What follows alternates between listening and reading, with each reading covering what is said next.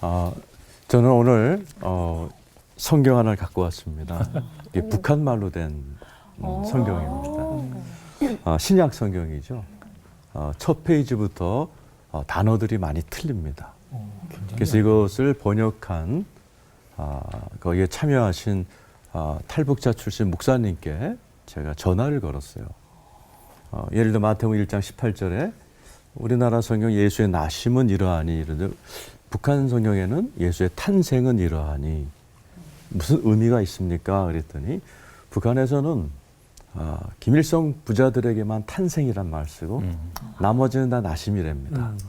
만약 예수의 나심은 그러면 그 권위가 떨어진다는 거죠. 그래서 탄생으로 바뀌어야 되고 또 아내, 와이프를 안해라고 번역을 했어요. 이거 왜 바꿨냐 그랬더니 이 성경을 아내로 갖다 주면 북한 사람들은 반미주의 감정이기 때문에 그 바람 남조선은 미군한테 언어도 뺏겨서 아내를 아내라고 쓸 줄 이런 엉터리다라고 오해를 불러일으켜서 복음의 본질이 제대로 들어갈 수 없기 때문에 이렇게 바꿨다라는 얘기를 들었습니다. 이 성경책은 인류의 최고의 사랑을 받은 베스트셀러입니다.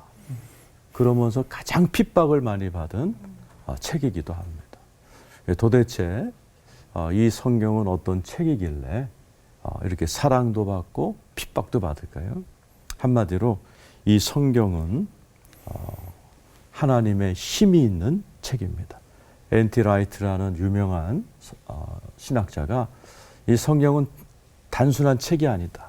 하늘과 땅이 만나는 곳이다 그랬습니다. 어마어마한 힘이 있는 이 책을 오늘 디모데후서 본문에 보면은 잘 설명합니다. 오늘 디모데후서 3장 15절에는 이렇게 이야기합니다. 네가 어려서부터 성경을 알았나니 성경은 능히 너로 하여금 그리스도 예수 안에 있는 믿음으로 말미암아 구원에 이르는 지혜가 있게 하느니라. 아멘. 아까 제가 전화했던 목사님께서도 북한에서 고위 간부셨습니다. 어떻게 우연히 이제 입수하게 된 성경책을 도대체 이게 무슨 책이길래 사람들이 이렇게 이거를 읽는가. 본인이 혼자서 숙소에서 읽다가 하나님을 만나버린 거예요. 그곳에서 하나님을 스스로 만나고 그리고 탈북을 결심하고 압록강을 건너다 죽을 뻔했는데 거기서 주님을 만나서 한국에 돌아오셔서 신학을 하고 목사님이 되신 이 책은 누가 가르쳐주지 않았는데도 스스로의 힘으로 사람을 구원하는 힘이 있는 책입니다. 그래서 오늘 성경에 보면은 16절에 모든 성경은 하나님의 감동으로 된 것으로 이렇게 되어 있습니다. 하나님의 감동이란 말은 헬라어로는 한 단어입니다. 우리나라 말은 길지만 세오프뉴토스 한 단어입니다.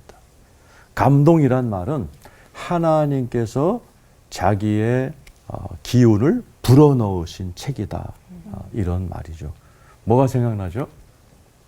하나님이 인간을 만드시고 아담의 코에 생기를 불어넣으셨듯이 이 책은 하나님께서 하나님의 기운을 직접 불어넣으신 생명의 책이라 하나님의 감동으로 된 것이다라고 표현을 하고 있습니다. 하나님의 감동으로 쓰여졌을 때 그 원본을 하나님께서 쓰시게 했지만 그 원본은 존재하지 않습니다. 그 원본을 베껴 쓴 이제 사본들만 존재하죠. 그 사본을 또 모아서 또 오늘날의 66권으로 만드는 이 정경화 작업을 하느라고 수많은 사람들이 애를 썼고 또 이 정경화된 이 성경을 또 여러 나라 말로 번역하느라고 굉장히 많은 사람들이 애를 썼습니다. 이 성경은 해가 갈수록 장, 절 이런 일을 또 여러 사람들이 하게 됐죠. 그래서 이 하나님의 감동으로 된 책은 오늘 보면 16절에 보면은 하나님께서 주신 이 말씀은 능력이 있기 때문에 교훈과 책망과 바르게 함과 의로 교육하기 유익하고 하나님의 사람으로 온전케 하며 모든 선한 일을 행하기에 온전하게 하려 합니다.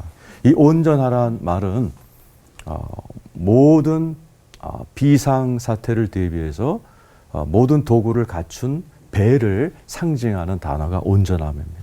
인생이란 항해를 할 때 우리가 맞이하게 될 수많은 경우의 수를 대비한 모든 해답이 있는 책, 그것이 하나님의 감동으로 된 성경책이지요. 그리고 이렇게 하나님의 감동으로 온전케 된 자들은 자신을 바꿀 뿐만 아니라 나라도 바꾸는 역사가 일어났습니다. 링컨이 얘기했죠. 성경은 하나님이 인류에게 주신 최고의 선물이다. 이 성경은 하나님의 감동으로 된 책이기 때문에 사람도 바꾸고 나라도 바꾸고 이 세상을 바꾸는 힘이 있는 책입니다. 많이 읽으셔서 여러분에게도 하나님의 감동으로 큰 변화가 있기를 축원합니다. 아멘. 기도하겠습니다. 하나님, 저희들에게 하나님의 감동으로 쓰여진 귀한 성경을 선물로 주심에 감사합니다. 아멘. 하나님의 감동을 받은 수많은 하나님의 사람들의 희생, 노력을 거쳐 우리 손에 들어온 이 성경을 사랑하게 하시고 성경을 통해 잘 교육받고 온전하게 되어 가정과 일터와 이 세상을 변화시키는 하나님의 도구들로 사용하여 주옵소서. 아멘. 예수님의 이름으로 기도드리옵나이다. 아멘.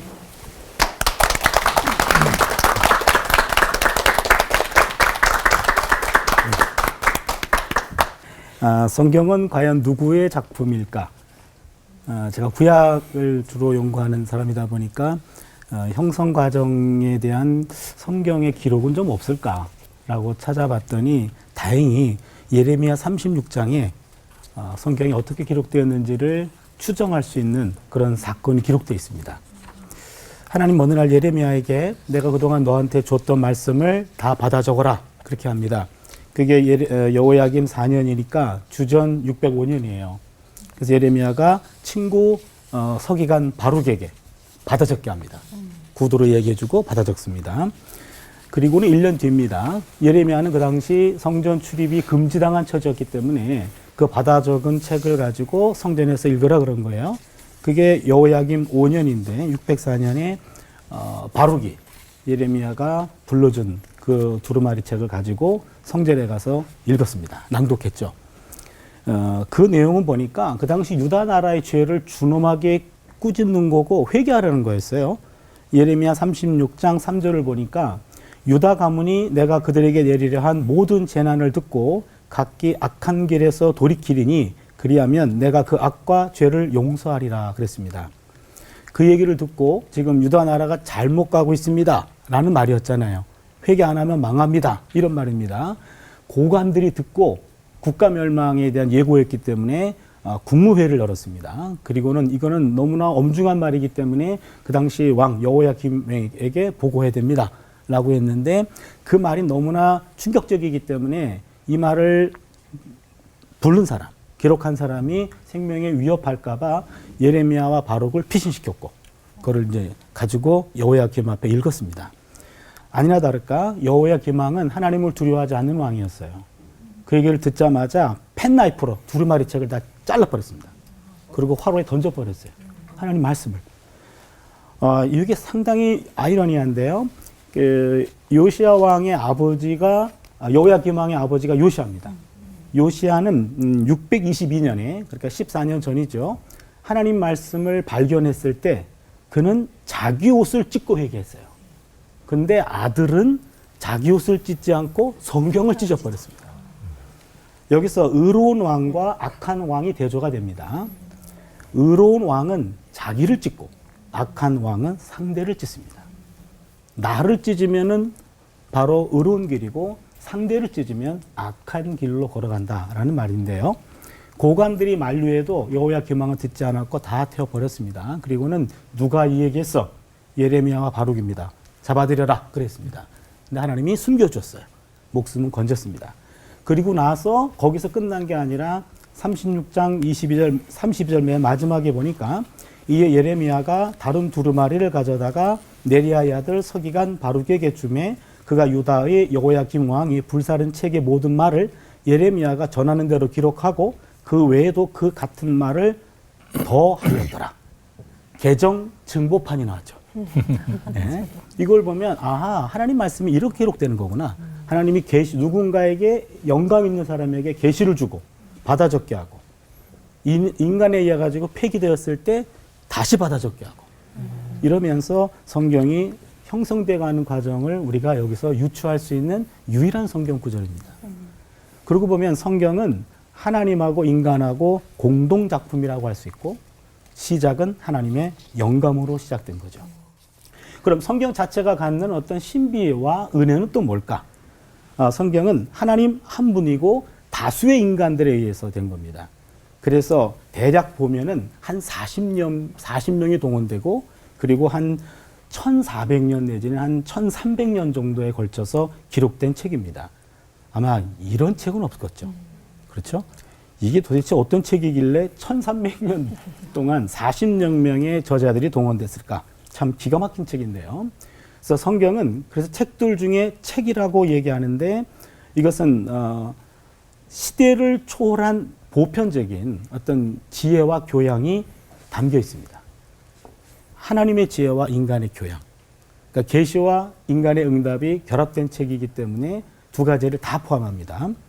그래서 성경은 세계적으로 그렇고 역사적으로도 그렇고 아주 입증된 고전 중에 고전이죠.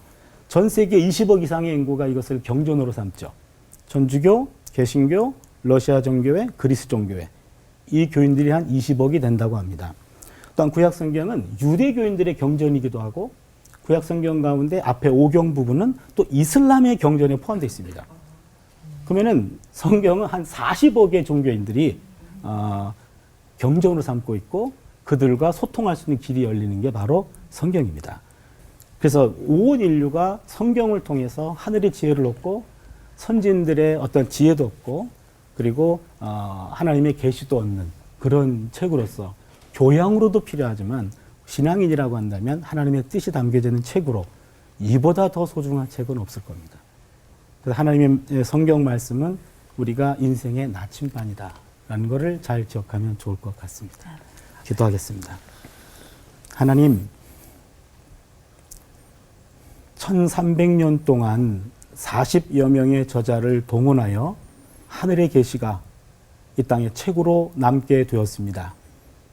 온 인류가 소통할 수 있는 하나의 통로가 되고 이 안에 하늘의 계시와 또한 인간의 지혜와 삶의 방향이 적혀 있기에 우리가 이 책의 진가를 알고 이 책의 사람이 되기를 원합니다. 적어도 성경만큼은 우리 마음으로 읽어서 성경의 지혜를 가지고 이 땅을 살아갈 수 있도록 우리의 남은 삶을 함께하여 주시옵소서. 아멘. 예수님의 이름으로 기도드립니다. 아멘.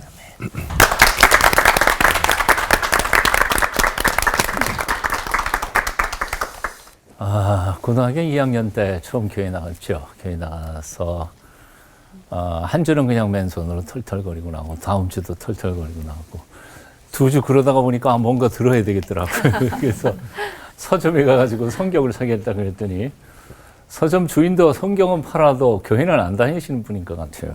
성경 사러 왔다 그랬더니 구약을 살래 신약을 살래 그래. 성경이 한 권인 줄 알았는데 두 권이에요. 그랬더니 그리고 가만히 생각하다가 보니까 구약보다는 신약이 나을 것 같아요. 옛날 거보다는 새로 나온 걸 주시라고. 그랬더니 조그마한 신약 성경 하나를 주더라고요. 그래서 뭐 아시는 것처럼 마태복음 1장 읽어가는데 낳고 그러는데 이게 무척 이상하다. 그리고 1장은 조금 헷갈렸어요.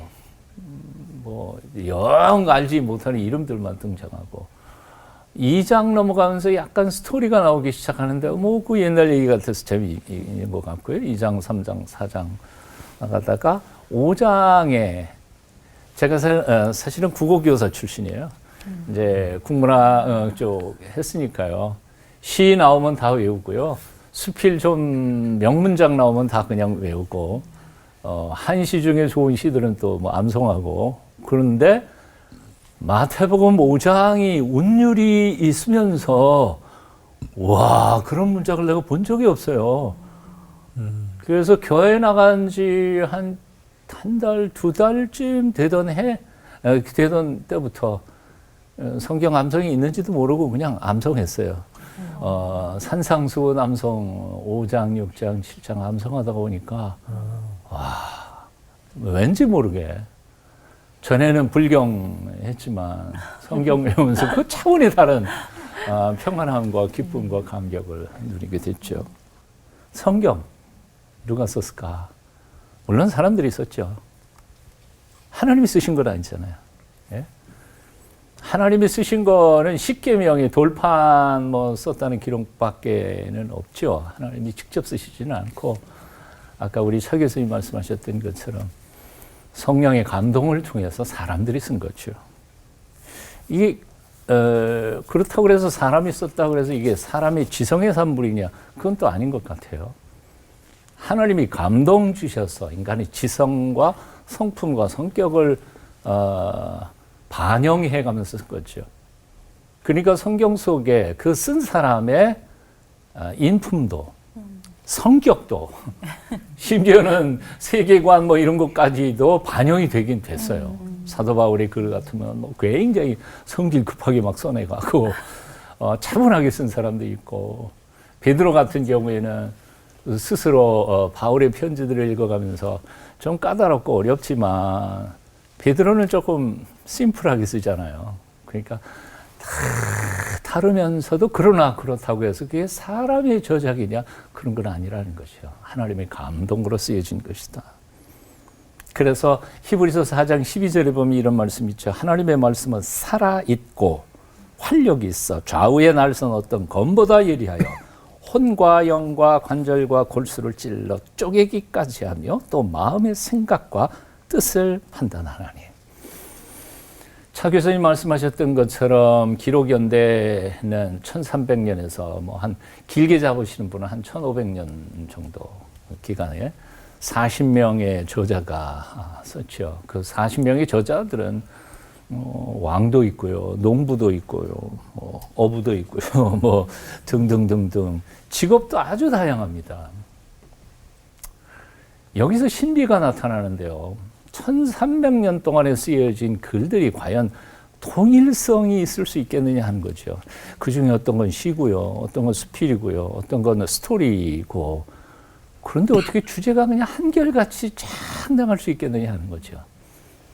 500년 전, 그러면 지금부터 500년 전 생각해 보시면, 여러분들 고등학교 때 아주 골치 아팠던 고문 읽어 보셨죠?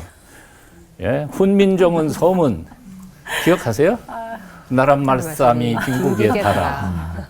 어린 백성이 그러고 있죠. 복베이. 생각만 해도 막 땡겨요.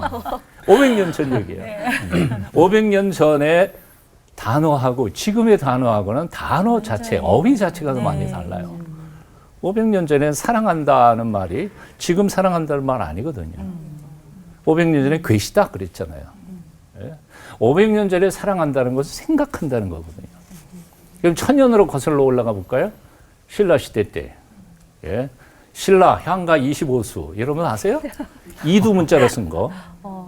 그거 읽어가기가 힘들어요. 근데 1300년입니다. 그런데 어떻게 그것도 직업이 다 다른 40여 명이 썼는데 주제가 어떻게 똑같을 수 있겠냐 하는 거죠. 요한복음 5장 39절에 보면 예수님께서 이렇게 말씀하셨어요. 너희가 성경에서 영생을 얻는 줄 생각하고 성경을 연구하거니와 이 성경이 곧 내게 대하여 증언하는 것이니라. 창세기부터 요한계시록까지 한 줄로 쭉 이어지는 메시지의 핵심이 뭐냐? 바로 예수 그리스도 그분이라는 거죠. 기적 같은 얘기예요. 어떻게 그럴 수 있을까? 성경과 나와 현대인과의 넘을 수 없는 갭이 두 가지가 있다고 생각해요. 첫째는 뭐냐면 성경은 적어도 1000년, 2000년 혹은 길게 잡으면 한 2000 몇백 년 전 넘어가지 않아요? 시간적 갭이 있어요. 오늘 쓴 편지가 아니라니까요. 2000년 전에 쓴 편지인데 지금 2000년 지난 지금 우리가 읽는다는 거는 오늘 하나님이 내게 주신 말씀처럼 읽는데 그럴 수는 없어요. 그리고 성경은 다른 언어로 쓰였죠. 히브리어, 헬라어, 아람어 쓰였어요. 한국말로 쓰여진 게 아니에요. 여러분 번역을 해본 사람들은 알 거예요. 번역은 새로운 창조예요.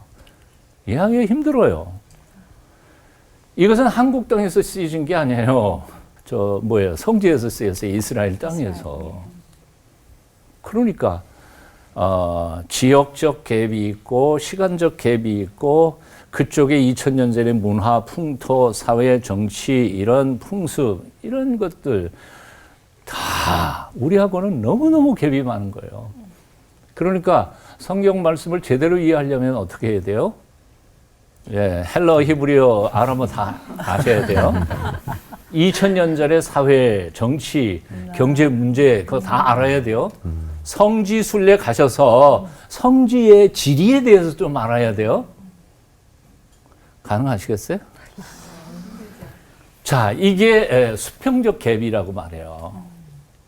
근데 두 번째, 이거보다 더 큰 갭이 있어요. 그건 뭔가 아니에요. 사람이 쓴 것이지만 그러나 하나님의 감동으로 쓰여진 하나님의 책이기 때문에 우리가 이 수평적 갭을 다 연구하고 공부해가지고 다 넘어섰다 하더라도 내가 해석한 그 말씀이 정말 하나님의 마음에 맞는 말씀인지 아닌지는 몰라요. 왜요?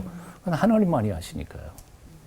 그러니까 우리는 학문을 평생 죽어라고 다 공부하고 본문을 이해한 후에도 여전히 무릎을 꿇고 제가 이해하기로는 이 말씀이 이런 뜻인 것 같은데 하나님 맞아요 틀려요 하고 무릎 꿇고 하나님께 물어봐야 된다는 거죠. 이게 수직적 갭이에요. 희망이 없어졌죠. 그런데 놀라운 것은 결론을 내면 이래요. 여러분 암호문 있잖아요. 암호문을 쭉 풀어갈 때 어떻게 풀어요? 반드시 뭐가 있어야죠. 코드가 있어야죠. 코드만 집어넣으면 쫙 나오잖아요. 근데 코드가 없이는 못 읽어요. 마찬가지예요. 성경의 코드는 성령님이시죠. 성령님이 감동 주셔서 기록된 말씀이니까 이 순간에도 똑같으신 성령님이 우리에게 그 코드를 주셔서 감동받은 사람은 그걸 읽어갈 수 있게 만드신다는 거죠. 제가 제 개인적인 체험 중에 놀라운 게 있어요. 정말 저도 공부하느라고 죽으라고 고생했어요. 히브리어도 배우고 아람어는 못 배웠어요. 헬라어도 배우고 라틴어도 배우고 제법 공부 조금 할만했거든요. 교수님도 인정하셨고요. 그런데 헬라어로만 이해할 수 있는 구약 신약 성경 본문을 한글도 겨우 깨치신 권사님이 한글 성경에서는 도저히 그게 안 나와요. 헬라어 원전을 읽어야만 깨달을 수 있는 내용을 권사님이 깨닫고 계시더라니까요. 그래서 나는 그때 성령님의 역사를 믿었어요. 맞아. 헬라어 안 해도요. 정말 신실한 마음으로 엎드려 기도할 때 성령께서 가르쳐 주실 수 있다는 거죠.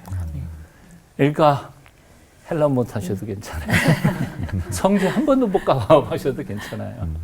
정직하고 순수한 마음으로 순종하고자 하는 마음으로 오늘 성경을 펴고 가르쳐 주시기를 사모하며 읽어갈 때 성령께서 가르쳐 주실 줄로 믿습니다. 기도하겠습니다.